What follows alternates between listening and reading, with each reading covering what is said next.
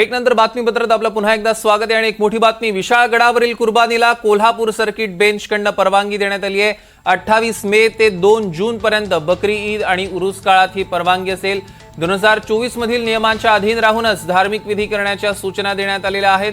प्रशासनाकडून 27 मे पासून पशुहत्येला परवानगी नाकारण्यात आलेली, मात्र आता न्यायालयाच्या आदेशानंतर आजपासून धार्मिक विधी साजरे केले जाणार आहेत। प्रशासनाच्या देखरेखीखाली उरूस आणि बकरी ईद काळातील सर्व विधी पूर्ण केल्या जाणार आहेत। तहसीलदार सीमा सोनवणे यांच्याकडून ही माहिती आपल्यापर्यंत पोहोचते।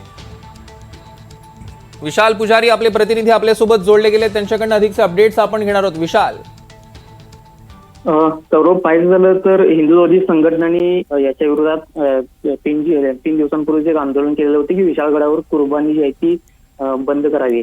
मात्र त्यानंतर काही ट्रस्टनी त्या संदर्भात सर्किट बेंचमध्ये याचिका दाखल केलेली होती आणि त्याच्यानंतर आज सुनावणी जी आहे ती मुख्यतः पार पडलेली आहे। प्रशासनानं या संदर्भात 2 दिवसांपूर्वी पशुहत्या करण्यास, विशाळगडावर पशुहत्या करण्यास बंदी ठेवण्यात आलेली होती। मात्र आज जी सुनावणी पार पडली त्या सुनावणीमध्ये विशाळगडावर बकरी ईद आणि उरूस या दरम्यान जे काही सण विधी असतील ते पूर्ण करण्यास न्यायालयाकडून परवानगी जी आहे ती देण्यात आलेली आहे। विशेषतः कुर्बानीला हायकोर्टानं सशक्त परवानगी दिल्यामुळे एक या सगळ्या प्रकारामध्ये संपूर्ण जर पाहिजे झालं तर या भाविकांना मोठा दिलासा पाहायला मिळते। मात्र हिंदुत्ववादी संघटना ज्या आहेत त्या दरवर्षी अशाच पद्धतीने विरोध दर्शवत असतात, विशाळगडावरच्या कुर्बानीला विरोध दर्शवत असतात आणि यापूर्वी सुद्धा अशा पद्धतीनं याचिका दाखल झाली होती।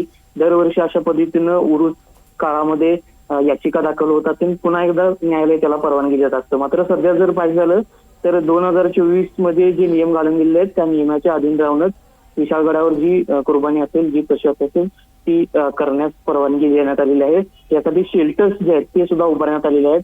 प्रशासन जे आहे ते या सगळ्या बाबींवर देखरेख देखील करताना पाहायला मिळतं। त्यामुळे आता या सगळ्या बाबीवर जर पाहिजे तर जी 2 दिवसापूर्वी प्रशासनाने घातलेली बंदी होती ती आता उठल्याचं पाहायला मिळतंय। निश्चितच विशाल, या संदर्भातले अधिकचे अपडेट्स आम्ही तुमच्याकडून घेणार आहोत। तुर्तास धन्यवाद।